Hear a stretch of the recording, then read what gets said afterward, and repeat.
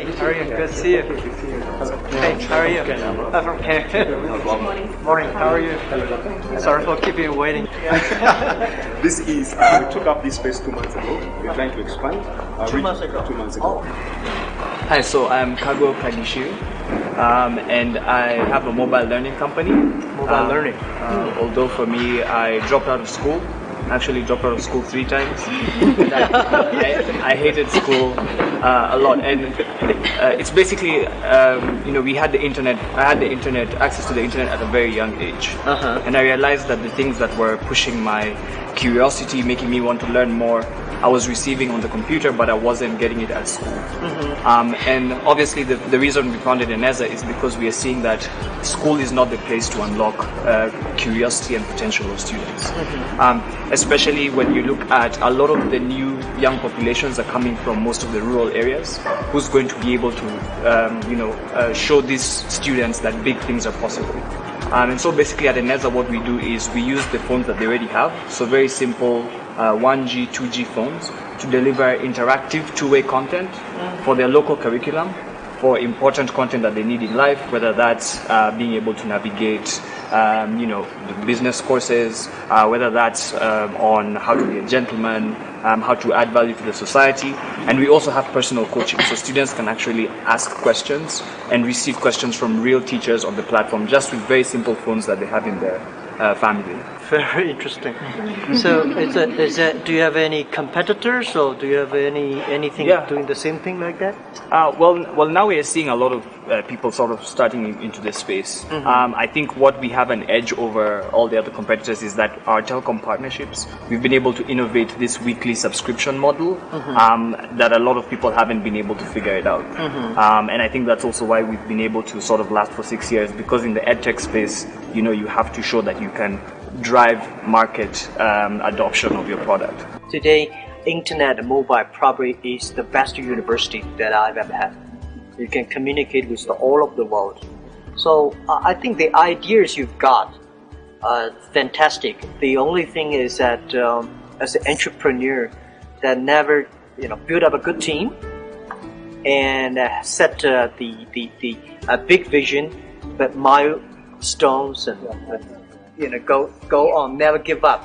You might have a lot of problems, right? But you can see the problem you're facing, your competitor will face it too.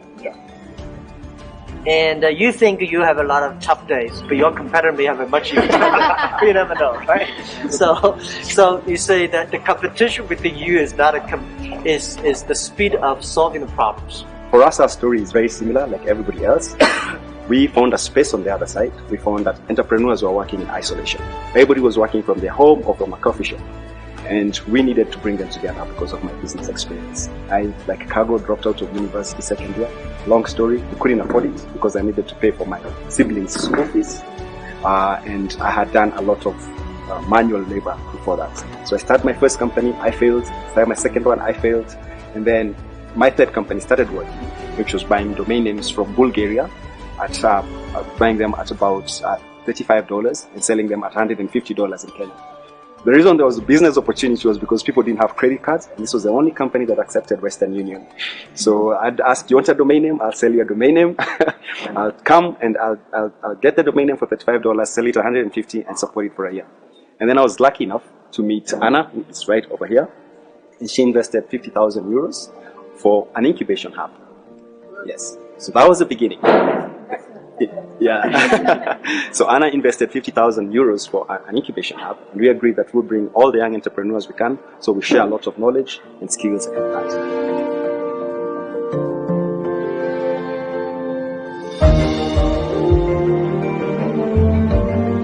Dr. Mukisa Kitui, these are the young entrepreneurs. Thank you very much. Yes.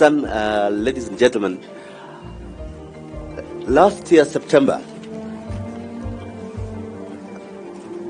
with the support and assistance of some of the most powerful people in the world, I managed to get Jack Ma to be a special envoy of UNCTAD for youth and small business. In that act, he becomes the most expensive employee I have ever had, with the status of an Assistant Secretary General of the United Nations. One of the main things that made me look for Jack, and I shared with him over 2 years of things at Davos, at the World Economic Forum, is not is partly the story he has to tell. The tenacity of saying falling is ordinary, rising after a fall is what takes genius, what takes guts. And that in the reality of the marketplace is most small businesses have high mortality rates. Very many businesses fail. But how would you keep trying again after it has failed? That narrative I thought needed to be told to the world. But there was a second thing. Some of you have just listened to me in the other room mention. By the end of 2015, global electronic commerce reached 25 trillion US dollars. That's roughly close to the combined wealth of the top 100 enterprises in the world. As I bring Jack Ma on his first ever trip to Africa, actually originally we were supposed to have the entire trip in Nairobi, but because of Kenya's ability to suspend economics when it's going to an election, I said, okay, we'll have this trip to Rwanda, but on our way there we must stop in Kenya. And I'm glad that we created this possibility. And our stop to Kenya for me was first and foremost to give Jack a chance to talk to this audience. And to give this audience a chance to interrogate Jack. First, let's tell us your story. Just the first 3 years. We've watched the YouTube videos. We love them. We're inspired by them. Just the first 3 years. How did you do this? How did you do this? We want to hear it firsthand, don't we? Yeah. Yes, I think that's a very good place to start. Thank you. Well, thank you very much. This is my first morning in Africa, and I'm expecting this day for a long, long time. Well, this is the best gift I've ever got from Dr. Kutui. That this morning talking to you guys reminds me of my early days. And I see from your eyes, from your heart, what you tell, it's the passion, the inspirations, the dream that you have. I remember 1995 when I came back from the States. I visited the USA for 29 days, and I discovered the internet. So I came back to China and said, I want to do something called internet. But there is no such word called internet before, and there's no such word called internet on the dictionary. So the government does not let me to register a company called internet. Since I had no background on technology, know nothing about computer, even to today, I know very little about computers. Because I don't think you have to know anything before you do it.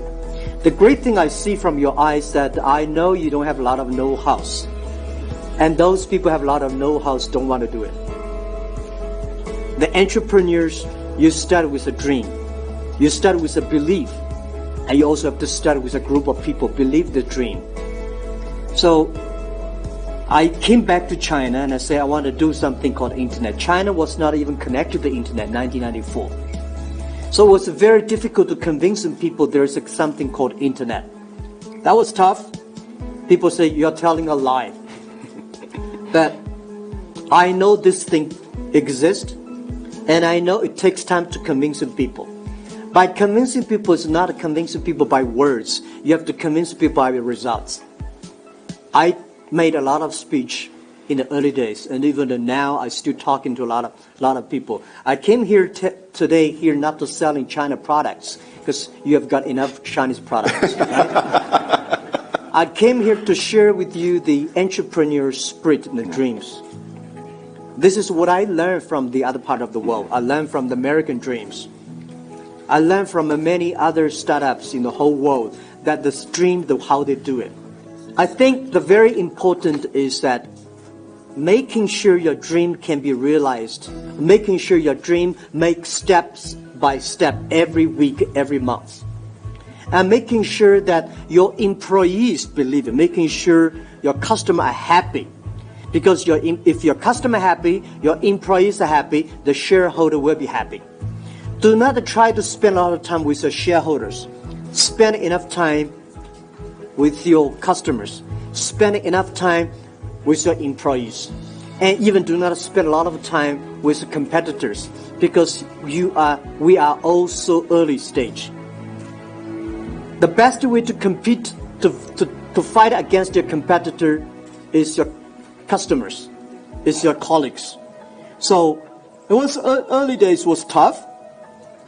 I was the number 7 guy in China connected to the internet. The speed was so slow. You would never imagine, because in order to prove that I was not the thief, telling people telling lie. So I invited the TV friends. I've got some university schoolmates.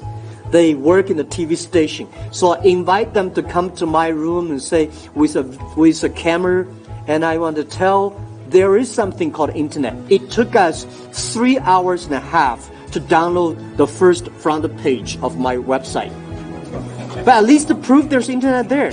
Yesterday when I arrived in Nairobi, the speed of internet, was so fast. It's so fast. You guys are lucky. Because it was so much better than the days when I started. And I think with such a great infrastructure of the internet you have, with so many people in the world today know about the internet, there today about more than 1.7 billion people are already online. But at that time, total China, less than like 500 people using internet. It's difficult. But as I said just now in the other room, everybody, when you have a dream, you have to dream globally, but you have to win locally. You have to survive today, but you also have to think about the future. If you do not think about the future, if you do not have a vision for 10 years later, what will you be? You will never have a great people follow you and join your company. But if you cannot survive, you go nowhere. Right? No matter how big dream is, it is a telling a lie. So the thing I proved when I started my business, I failed for 1995. I started the first internet company. Did not work out. So I joined the government for working for 13 months as a part-time contractor. Did not work out. So in 1999, I started my alibaba.com in my apartment. And I know I may not succeed, but I told my 18 founders that first, even if we fail, some people will win. Internet is the future. E-commerce is the future. No matter you like it or not, 80% or 90% of business in the next 30 years will be online. And no matter what, the best way to serve the world is internet. So I know that if I cannot make it, somebody will make it. So I continue to make it. And then the second thing I tried to prove is that if Jack Ma can succeed, 80% of the young people can be successful. We don't have money. We don't have a relationship. I don't have a powerful, rich father, even though we don't have a rich father or uncle that can sponsor us. Everything we do is the 18 founders. We believe the future. We make progress. Even among the 18 founders, we only have 3 engineers. Among the 3 engineers, only one of them had 3 years experience in university, study computer. The other 2, they are like amateur computer. When they open it, they don't know how to fix it. Start from there to today, we have 25,000 engineers in our company. And nobody come to buy and sell. For the first 2 weeks, terrible. We built an e-commerce company. Nobody come to sell. So we have to list our own products on there. Waited for 2 weeks. Nobody come to buy. So we have to buy ourselves. And then the first month, some people come to sell things on our site. We buy everything. So we buy a whole house of rubbish for the whole month. We started. Nobody believed e-commerce. Until today, or last year, we sold $550 billion from nothing to $550 billion. And I think compared to yesterday was big sales, but compared to 10 years later, we are nothing. So this is what I want to say. The great ideas I heard in the next room inspired me and changed my. You guys are the hope of Africa. And I believe 15 years ago, 18 years in my apartment, I told my team, we are the hope of China. Because we are the guys without any resources. If we can make it, most people can make it. If most people like us, without money, without resources, only with the dream and belief, if we can make succeed, China will be successful. You guys are the hope of the Africa. Because what I see, I did not see you guys a lot of money. Because great entrepreneurs should not have money. If you have money in your mind, this is US dollars, this is RMB, and you're talking like English pounds. Nobody will work with like. If you have a good dream, if you have a plan to making progress, things will happen. And I changed my mind this morning. Just a half an hour there, I would do more things in Africa. And the only thing I want to do is not to sell products here. And I will enable you to sell your dreams all over the world in Africa. Supporting entrepreneurs is always my dream, because I know how tough it is to be an entrepreneur. It is difficult. I never cry. I said, I only make my competitors cry. Because if I cry, I'll probably die 100 times. Because we have to encourage our team, and I say, making sure that we can survive tomorrow. As I said, before I answer your question, I want to say this is my belief. And this is what I tell every day to myself. Today is difficult. Tomorrow is much more difficult. But the day after tomorrow is beautiful. Most people die tomorrow evening. Even today, as my size, for our company's size, I still believe today is very difficult. I have more problems than anybody here can imagine. You say, no, you are big. You make billions of dollars every quarter. I have much more problems than you have. Much more headache than you have. When I was young, 18 years ago, I thought, what if I can make my company bigger? Then I can cigar, lie on the beach. I have a lot of people work for me. I thought that would. Now the company is getting bigger. My problem is getting bigger. I've gotten much busier. But this is our life. One day, when you pick up the job as an entrepreneur, this is your life. You pick up. Don't complain. Where is the opportunity? The opportunity always lies in the place where people complain. If you solve the complaint, you got a problem. You got an opportunity. This is what I believe. And also, as an entrepreneur, I think most of the projects I heard there is about platform. You guys are building a platform. The essence of building a platform? A lot of people in China want to build up a platform. Build the difference between build a company and build up a platform is a platform is to enable others, make other people happy. A company is to make yourself happy. This is the difference between 20th century and 21st century. If you're 21st century, if you want to be successful, making sure your employees are successful, making sure your customers are successful because you're using your services. If you can make your customers successful, your employees successful, your platform will be successful. This is the essence. And remember that. Empower others. You are empowering yourself, and you are empowering your platform. Thank you. So any questions you have? Yes. Thank you very much. The question picker is Mikulcha. You have a question about leadership. So there's a lot of entrepreneurs in the room today, and I'm one as well. We discussed our business a little bit earlier. One of the struggles that a lot of our entrepreneurs are finding is how to become leaders. And I truly believe there's a big distinguishing factor between entrepreneurs and good leaders. So my question is, are there any leadership principles that have contributed to your success as a leader, not as an entrepreneur? Leader doesn't have a fixed style, right? Some leaders good at speaking, some leaders never speak by actions. Leadership doesn't have a style. Everybody can be a leader. A good leader should have a vision. The vision is that, vision not necessarily good, because when I work in the company, when everybody was disappointed, I have to tell them. I have to see before the other people see the opportunity. When everybody excited, I have to see the disaster.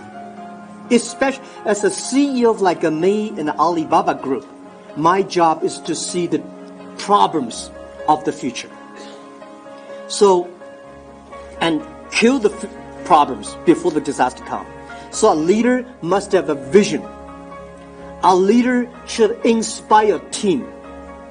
A leader should discipline a team. I learned my management skill one day. I was talking to the famous general of the United States. He was talking to a group of people, say, how do you discipline your lieutenant? He's a general. The guy who lead the first Iraq war. What's his name? Pauline Cole. Yeah, Pauline Cole. Yes. He said, you, as a leader, you have to get up early before the lieutenant.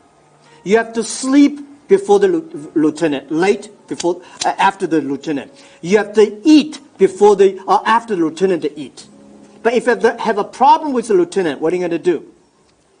Fix him, remove him, and fire him.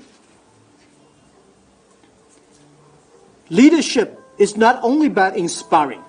Leadership is those people who join your company. You have to create value for him. You have to making sure in 3 years he will be different. Not because his job is different, because if the people are not different, the products will never be different.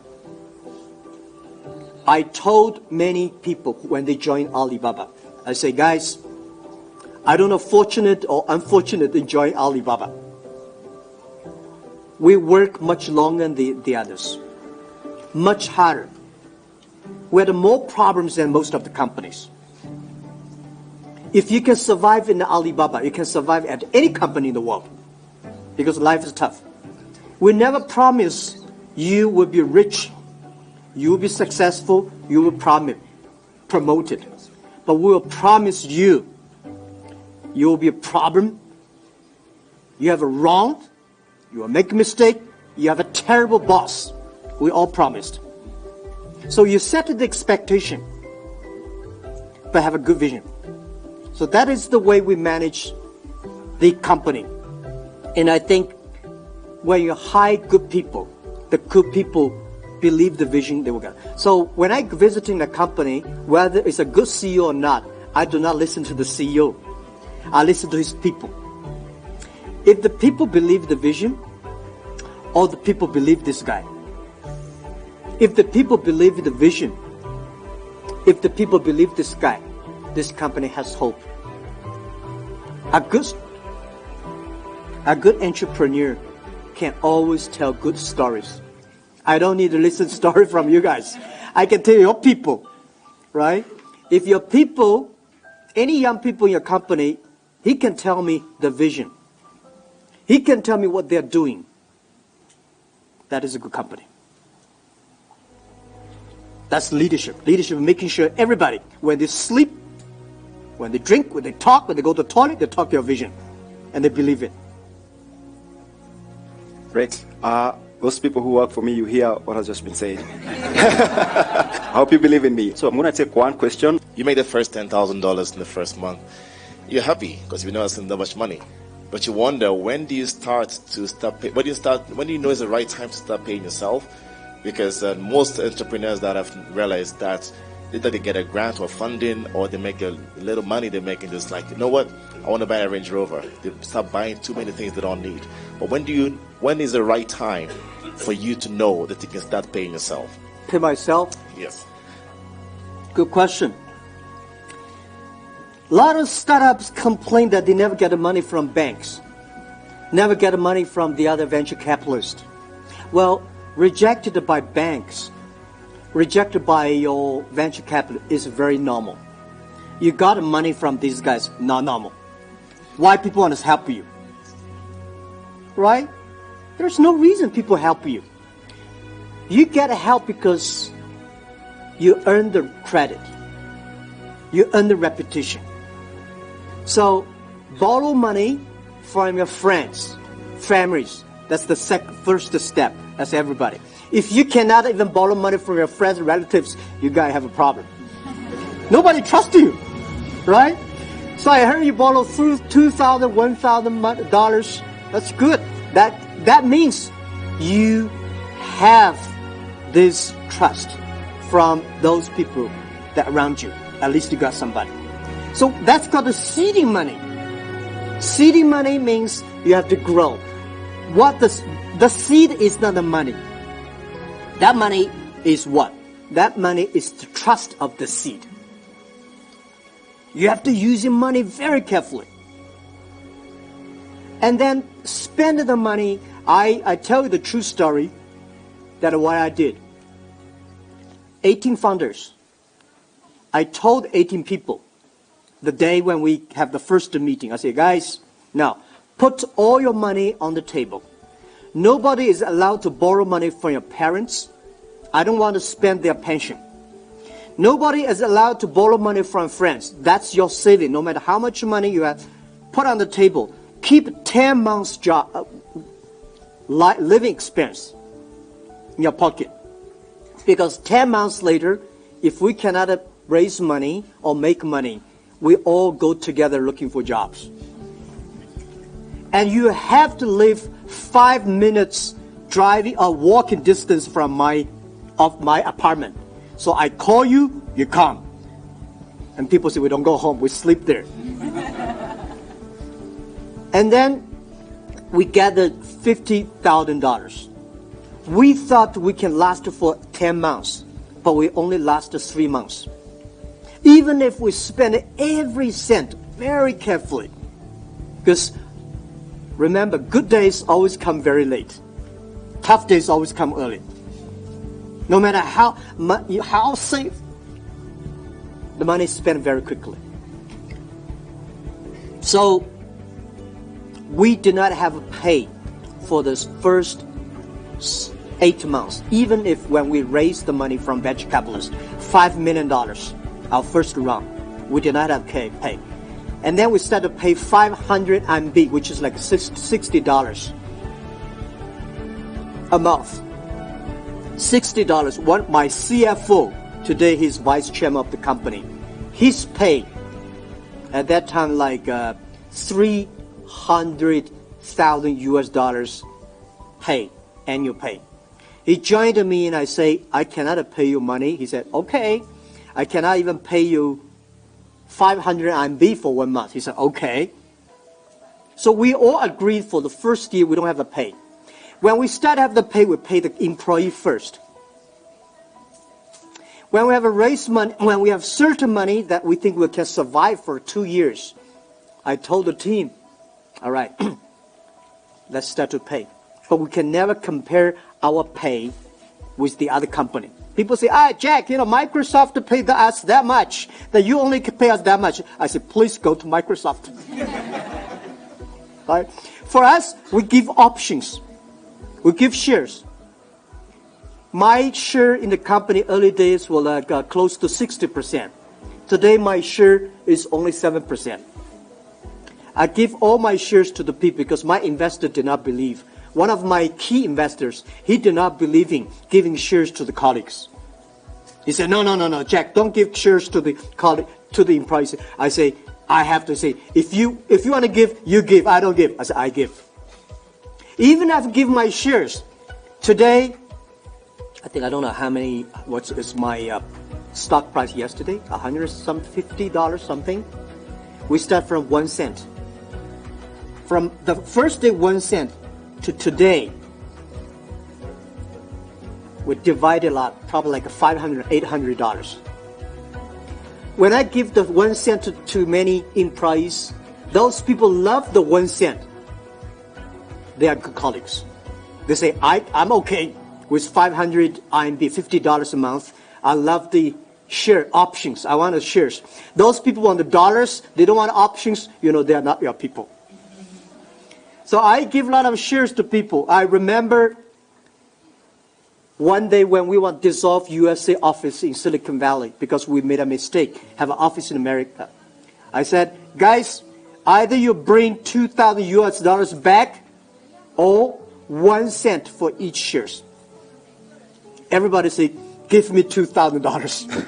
Nobody wants Alibaba shares. I know we hide the wrong people. When we're profitable, or close to profitable, we start to give share. If you are profitable without even paying your employees properly, you are not profitable at all. A real business, you should never rely on your colleagues have a tiny. So early days for Alibaba, our pay in our city is below average, but our option is good. And then when we're profitable, we say we should be better, a little bit better than the average pay of our city. Because we don't want, today, even as today, I think Alibaba is the richest company in our city. We can pay them very good, but we still we don't want to unbalance the city. We don't want to get every company to hire good people join us. This is the ecosystem. So we encourage our colleagues, when they're 5 years old, or when they stay in the 5 years or 10 years, we encourage them to join the other company, even the competitors. Because in this way, that you are getting new fresh into. And those people for 5 years, 10 years, because they are so tight, we're working so hard, that for 5 years in Alibaba is like 15 years in any other company. So we have to let them go. Pay. Think about, before you break even, you have to think for your employees, because they have wife, they have kids, they have family to raise. You can be crazy, your people can be crazy, but you as the founder and CEO, you have to care your colleagues. Only when you care for the colleagues, your colleagues will care for your customers. That's what we believe. Wow, I guess that deserves a standing ovation, guys. Thank you so much, and all the best. Yeah. I think you guys have a great dreams, and keep on doing that. And Alibaba will do anything we can to enable you guys. So we have gone ahead and we've made you parents of 2 baby elephants. We adopted 2 baby elephants because a lot of these people here are like small baby elephants, small businesses that want to grow to big giant businesses like Alibaba. So the significance of the gift we're about to give is the fact that all your small businesses can become big giant elephants, which are giant and gentle. You pay attention to your customers, you pay attention to your employees, and then you pay attention to your shareholders. And so I will ask Dr. Kitui to come, and you have a baby elephant that you can take care of for a year, Baby Mbegu. Baby Mbegu. You will receive emails from us and from the David Shedrick Foundation about the growth of the baby elephant, as much as you'll hear the news from this country. Jack, thank you very much. On behalf of this ecosystem, you have a Baby Mteto. Oh, Baby Tattoo. Baby Mteto. That's your baby elephant for the next 1 year. You'll receive email updates through Jason or yourself, and you'll get to know how the baby elephant is doing. It's at David Shedrick Foundation. If you ever decide to come into the country, just go there, say, I want to see my baby, and you'll be shown what your elephant That's is. great. Yeah? Thank you. Thank you very much. You. We really appreciate it. Thank you, guys. Thank you very much. This is Alibaba DAO. We call it small is beautiful. Yes. Small is powerful. Great. Thank you. Thank you very much. And thank you so much for you supporting all these entrepreneurs. There are a lot of things I can learn from you, and we can do together. Thank you very much. I'm honored. Thank you. I received this on your behalf, guys. Small and beautiful. So we're going to do a quick selfie. Okay. We are selfie people. We are a selfie generation. Yeah. That's how I'm going to do it.